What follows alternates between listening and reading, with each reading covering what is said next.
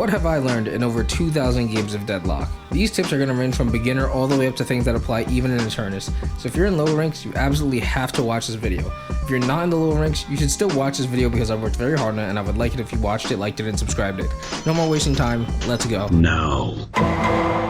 If you're a new player and you're just starting out, try to stick to 1 to 3 characters. Selecting new characters every time can be very fun, but it also does slow down your progress of learning the game. I'm not here to tell you which heroes you should learn or which heroes you should play first because you should just play whoever you find fun. But I will tell you that you should learn a few heroes and stick to them for at least your first 25 through 50 games or so. This leaves a lot more room to learn how to play the game, how to play objectives, how to do general macro. Learn basic movement tech, whether it's dash, jump, mantle glide, or even something slightly more advanced like an edge boost. A lot of the time, being able to use your stamina more efficiently is enough to keep you alive, and in many other cases, get you those kills that have just barely been slipping away. Time is money. This is Eternus. He just spent the last minute and a half farming or so, got some waves, and now he has 6.4k. So he's going to his shop and he's going to buy because he's half HP and he would like to heal at the same time. Reasonable. But he's going to spend the next 30 seconds in his shop buying. What's going to happen now is this wave is going to push all the way up here and start attacking his tower. Ivy is going to see that chance and she's going to walk up. And she's going to spot the page in the distance who is simply holding her lane. Now, with this information, Bebop is going to come over and he's going to grab the page. Mo is also already rotating and now they're just wombo comboing page. Boom, she's dead. Ivy just watched that guy die, so Ivy's gonna start pushing this tower.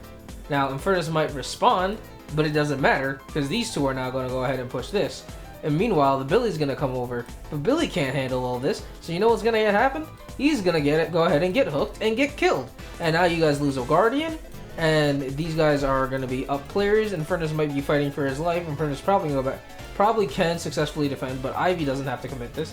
So Ivy takes her ult, she flies over to the urn, she grabs the urn, and then all 3 of them rotate over here and take the urn while the rest of the team is dead, and boom, boom, boom, you guys lose the urn, you're down all the souls in the game. Push the minion waves, enough said. Lane phase is important, it's like a mini version of the entire game. Do everything you can to get an advantage over the enemy team now.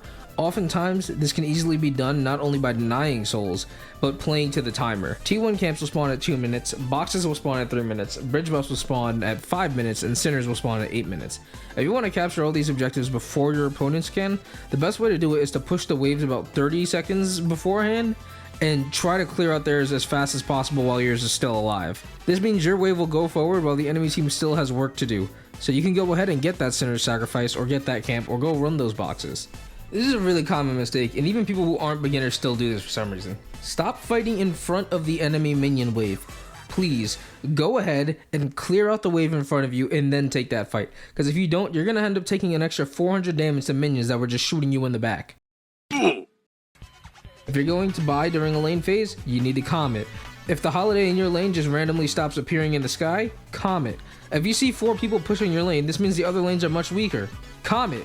Refusing communication is the cause of most missed opportunities in this game. Play to your timings. You need to look for an advantage everywhere you get, whether it's the bridge buffs, mid boss, or the mid boxes. I know you know the timings by now, play to them. Pay attention to the urn. The urn is quite literally the game-winning mechanic. As of right now, it's the only way to force team fights. Not only that, but it's the only way to gain a full soul advantage for your team. I would be trying to get my team to push the side lanes at about 11 minutes and 30 seconds, so that way I can camp the urn at 12 minutes and then just take it right there. I just mentioned the minion wave, right? Yeah, I'm never going to downplay how important that is. Remember, having the wave push generates tasks for the enemy team and removes work from your team. Having the wave push the halfway point is practically giving you freedom to do whatever you need to do, since this forces enemy resources towards one point of the map, essentially making your team stronger for a short amount of time. I just mentioned something everyone needs to be aware of, and that's the halfway point of the map. On the minimap, there are 3 lines we look at: blue, green, yellow, and there's actually a 4th one, but sadly it's not the purple lane that some of us once knew and loved. It's the invisible line that's constantly moving on the map. Alright, so what we oftentimes forget while we're playing is that there's actually a 4th line on the map that we just can't see. But we can still tell where it is, and it's very simple to do so. So let's say that our wave is pushed very far up over here, our mid wave is pushed down, and then our wave is pushed down here, for example's sake. What is going to happen now is that line that once started out directly in the center of the map has shifted. It's now shaped more like this, right? These are the points that the map is pushed, and behind the line is safe for your team. So if I were to go ahead and meander off and yandy dandy cross into this area of the map, I would be in great danger. But if I were to stay over here, all this farm is very safe for me to use. Now, the problem with this is the enemy team has all this space, and your team is lost out on all of that. So this line is simply determined by where the waves are pushing. If your wave is ahead of one spot, then you can go ahead and farm behind it. But if it's not there, you're taking a big risk by getting in the enemy jungle, and only certain heroes should really be trying to pull that off. Sometimes playing lane phase in this game is frustrating, and it frustrates you to the point where you want to turn off your PC and go touch some grass. Well, I'm here to tell you, don't. Don't touch grass. Ganking is powerful, and I fully understand your frustration. I also don't want to play the McGinnis/Bebop power lane. Instead, use the vents placed on the map to fly over to the mid lane, side lanes, and if you're really ambitious, you can even take the teleporters to gank. If you think your lane is lost, keep joining other lanes and make them impossible for the enemy team to win. If you make it easy for one of your other lanes to win, you can lose your lane but gain another. It's always better to trade lanes than lose one and get nothing out of it. At this point in the game, you probably are already ganking, and if you weren't, well, I just told you about it 5 seconds ago.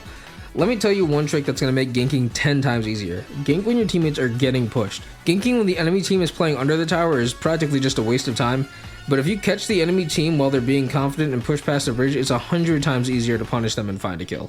Deadlock is a MOBA that currently has no dedicated roles. That being said, it doesn't mean they don't exist. Even though there is no class system visually displayed, it most certainly is a thing that you have to worry about. Learn what your character is good for. It's extremely easy to tell that Paige is a support. It's also extremely easy to tell that 7 is a carry. Here are the rules that you should be aware of.